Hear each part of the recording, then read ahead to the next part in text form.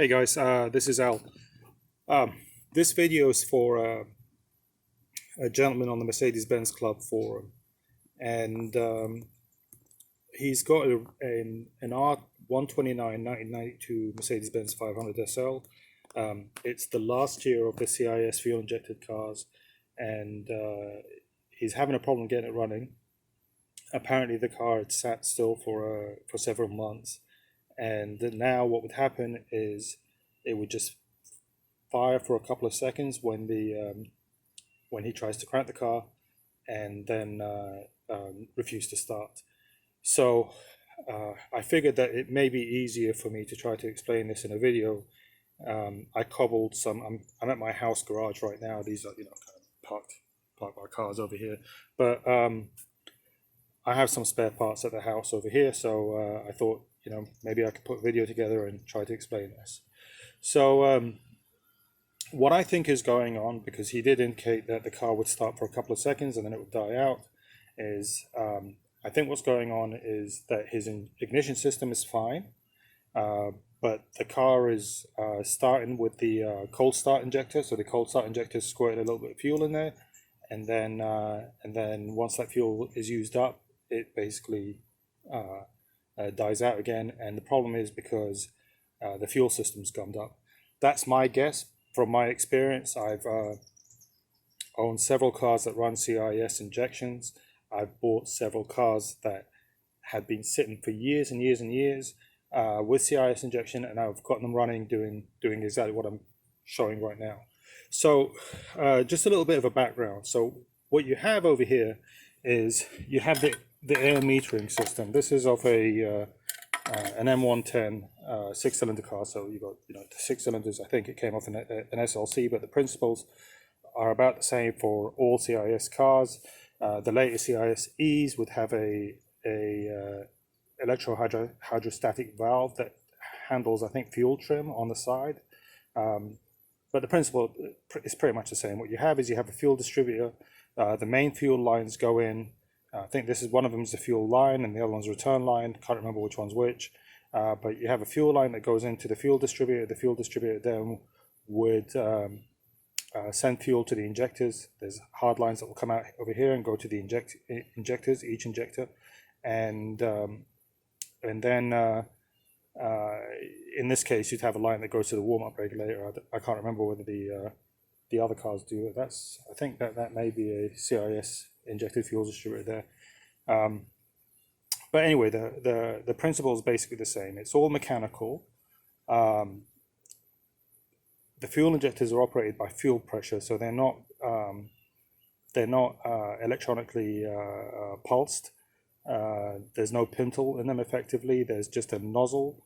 Once it hits a certain pressure, the nozzle will open up and start letting fuel out. The fuel will spray in a certain spray pattern.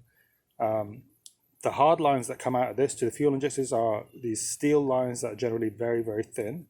And what tends to happen over a period of time is if the car's left sitting, especially in parts of the world like in the US where there's a lot of ethanol in the fuel lines will tend to gum up, and it will do one or two things. First of all, it will freeze up and gum up the fuel distributor, and then it will also gum up the injectors. Now, the way that this fuel distributor works, the way that this injection system works, is all through vacuum. So there's a manifold pressure that controls the idle, and then what would happen is, you press the gas, it will lower the air flap, and that will push up and down against the piston, and that piston would basically increase the fuel pressure that goes into the injectors. So that's the basic general principle of it. But you can see it upside down over here. This is kind of how it works. And in this case, the piston's already seized up because it's been sitting for a long time. But this is basically the piston over here.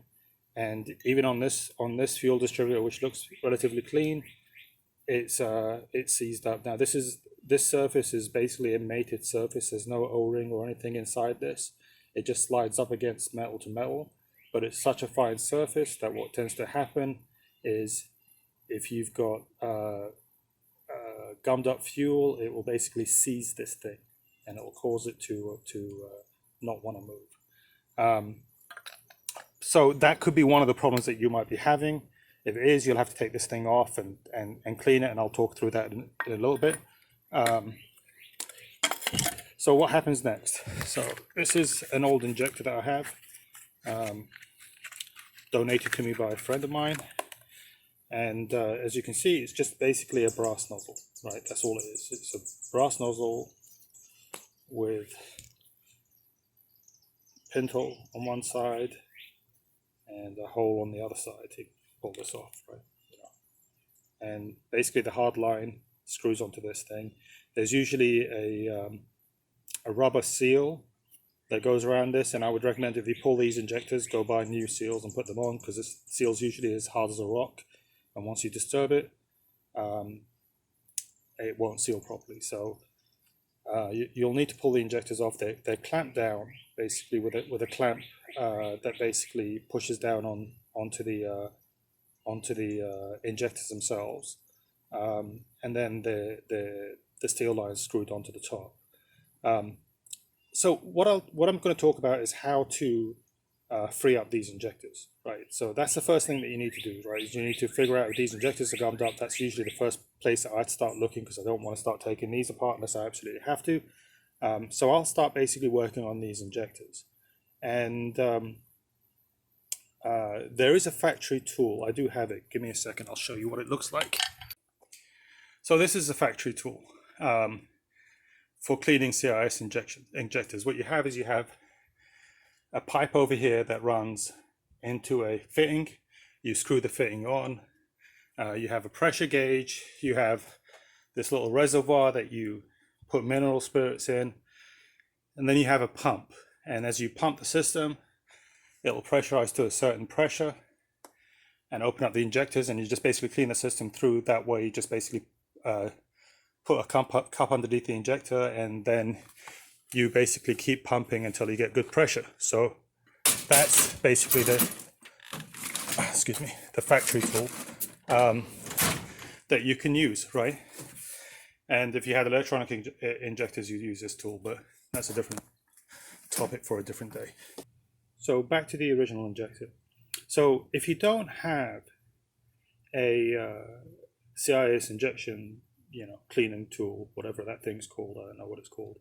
I just happened to run across it once for sale and used, and I knew what it was, so I bought it. But if you don't have it, you can still clean these injectors. They're not that hard to clean.